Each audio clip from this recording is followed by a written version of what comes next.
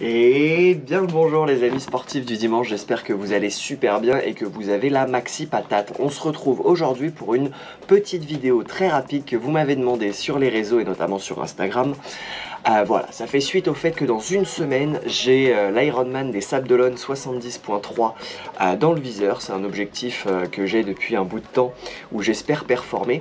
Et pour préparer un tel objectif ou un triathlon en règle générale, il faut s'organiser minimum, voilà, une semaine avant, ça me paraît pas trop incohérent, pour pouvoir organiser son sac, préparer toutes ses affaires. Et il y a tellement de choses auxquelles il faut penser que bien évidemment c'est un stress supplémentaire si vous vous en occupez le vendredi ou le samedi. On va pas se préparer un 10 km où il vous faut juste une tenue de sport et une paire de chaussures. Là il faut un petit peu plus d'organisation. Juste avant, vous retrouverez en lien de cette vidéo une petite checklist papier que vous pourrez télécharger, que vous recevrez directement par mail si vous préférez, pour être sûr de ne rien oublier. Comme ça vous pourrez l'imprimer et checker directement au stylo ou juste faire sur l'ordi comme vous voulez, mais vous aurez au moins dans votre boîte mail une checklist pour tous vos triathlons pour être sûr de ne rien oublier sur tous vos triathlons. Pour la structure de cette vidéo, elle va être très simple. Je vais reprendre étape par étape les différents moments forts du triathlon et tout ce qu'il vous faut penser et préparer en amont. Au niveau des sacs et de la préparation, je vous conseille vraiment d'avoir 3 sacs. Un sac pour la transition 1, un sac pour la transition 2, un sac pour le départ et pour tout ce qui a trait au retrait de dossard et à avant l'épreuve en gros. Voilà. Donc on commence tout de suite avec la première partie, la transition 1 et la natation. Donc qu'est-ce qu'il va vous falloir sur la partie natation? On va retrouver classiquement le bonnet, les lunettes qui sont obligatoires, votre trifonction et également la combinaison de natation qui n'est pas obligatoire sur tous les triathlons. Petit rappel, elle est obligatoire si la température de l'eau est inférieure à 16 degrés. Vous choisissez entre 16 et 24 degrés si vous souhaitez la mettre ou non, et au-delà de 24 degrés, elle est interdite. Voilà, moi j'ai fait le choix de la prendre parce qu'en termes de flottabilité, il y a un vrai gain. Qui plus est, l'Ironman des Sables d'Olonne, c'est dans l'Atlantique. Je pense que l'eau va être un peu fraîche, en tout cas on n'excédera pas les 24 degrés, c'est souvent le cas quand on est dans des lacs ou en Méditerranée. Là pour l'Atlantique, il y a peu de chances qu'on dépasse les 24 degrés. Voilà pour la partie natation. Pour la partie au niveau de la transition 1, donc ce que vous allez mettre sur le parc à vélo à côté de votre vélo. Donc bien évidemment on retrouve votre vélo, vos gourdes pleines d'eau pétillante, d'isotonique, ça c'est vous qui choisissez. Au niveau de la nutrition, c'est vous qui devez tout avoir essayé pendant l'entraînement, c'est votre responsabilité, mais voilà, pensez à bien mettre au niveau hydratation ce dont vous avez l'habitude de vous servir. Vérifiez aussi l'étanchéité des gourdes, qu'elles soient bien fermées, que le moment où vous allez boire, pas un petit jet qui parte ou qu'il n'y ait pas le bouchon qui vous reste dans la bouche et tout le liquide sur vous. C'est le genre de petits détails, voilà, vérifiez à bien visser les gourdes. Évidemment une semaine avant c'est pas l'idéal, plutôt voilà, après moi je prépare les bidons le vendredi soir généralement, comme ça le samedi le vélo il est prêt, il est rangé et prêt à aller sur la zone de transition. Vous retrouverez également le casque à vélo, accrochez-le à votre guidon, ce sera très rapide. Moi une fois qu'il est sur la zone de transition, je laisse le casque au niveau de la selle puisque c'est le premier truc qu'il faut mettre, et si vous voulez pouvoir transporter votre vélo et déplacer votre vélo au moment de la transition, il faut absolument avoir un casque à vélo sur la tête par sécurité. On retrouve également vos chaussures automatiques avec des chaussettes ou non, ça c'est vous qui voyez. Les chaussures automatiques, moi je les clipse directement sur les pédales. Je fais quelques mètres au début avec les pieds sur les chaussures et après une fois que mon vélo est lancé et que j'ai commencé à avancer, je mets les pieds dans les chaussures et je scratch tout ça. Ça permet de gagner quelques secondes qui peuvent jouer au final sur le chrono final, voilà. Pensez également, c'est pas obligatoire mais moi je le mets parce que c'est assez utile, en tout cas une petite serviette. Voilà, pas besoin d'avoir grand chose, vraiment juste un carré de serviette pour se sécher les pieds, les mains, peut-être se passer un coup dans les cheveux si vous avez les cheveux longs, dans la nuque pour éviter d'avoir froid sur le vélo. Ça peut déjà enlever un petit peu d'eau. Voilà, une serviette ça peut toujours être utile.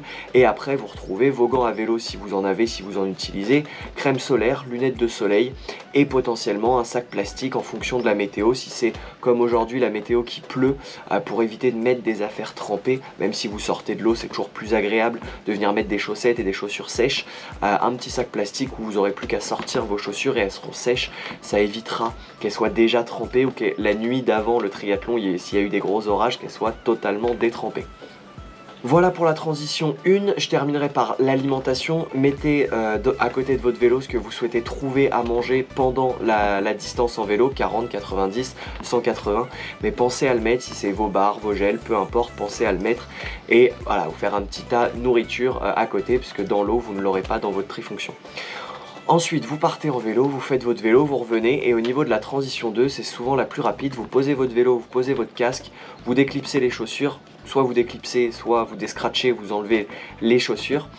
Si vous avez mis des chaussettes, pas besoin de chaussettes au moment de la course à pied. Si vous n'en avez pas mis et que vous avez besoin de chaussettes au moment de la course à pied, pensez aux chaussettes, ça peut toujours être utile. Et là, au moment de cette transition-là, il ne faut plus que les chaussures de course à pied, votre cardio-fréquence-mètre si jamais vous en avez besoin. Peut-être une casquette également, si comme moi vous avez les cheveux longs et que ça commence à taper sur les yeux quand vous courez, une casquette peut aider, ou un bandeau, ce que vous avez l'habitude d'utiliser.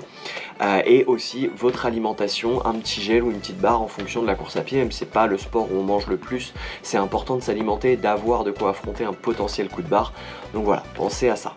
Et normalement, avec tout ça, votre triathlon se passe très bien. Très important, n'oubliez pas votre porte-dossard qu'il faut évidemment laisser au moment de la transition 1 avec votre dossard accroché, et qu'il faut mettre au moment où vous enlevez la combinaison de natation. Il faut mettre votre porte-dossard pour être identifiable, et le porte-dossard, normalement, le dossard se porte derrière dans le dos pour toujours être identifiable de l'organisation et des juges arbitres. Voilà pour la partie pure de l'épreuve.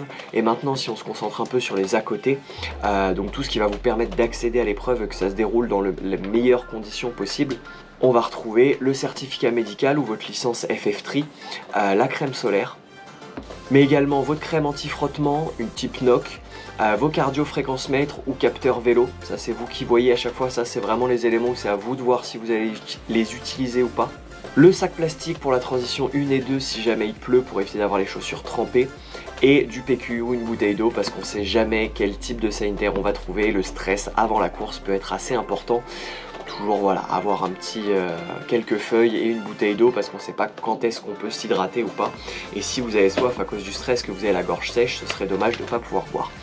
Voilà, encore une fois, vous retrouvez toute cette checklist dans la description de cette vidéo, à télécharger directement et à remplir. J'espère qu'elle vous sera utile. N'hésitez pas à m'identifier une fois que vous avez bien complété votre checklist sur Instagram, sportif du dimanche. Voilà, vous m'identifiez, je repartage, ça fait plaisir. J'espère que ça vous a été utile, que grâce à ça vous n'oublierez rien, et surtout vous enlèverez une part de stress pré-course, que vous pourrez vraiment vous concentrer sur maîtriser vos allures de course, sur gérer votre course de A à Z, hydratation, alimentation, tout ce qu'il faut pour que ça se passe bien.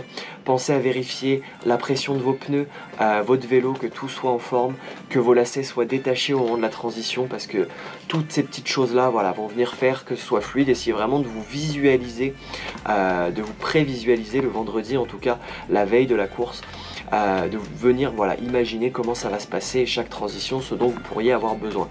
Et évidemment, c'est pas une liste exhaustive. En fonction de votre pratique et de la personne que vous êtes et de ce que vous aimez faire, ça peut ou non être complet ou incomplet ou trop complet.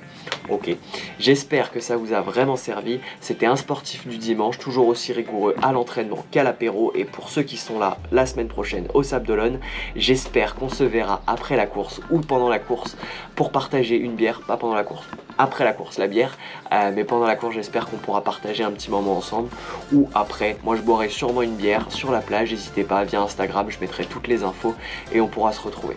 Je vous souhaite un très bon dimanche à toutes et à tous, et on se retrouve la semaine prochaine. Ciao!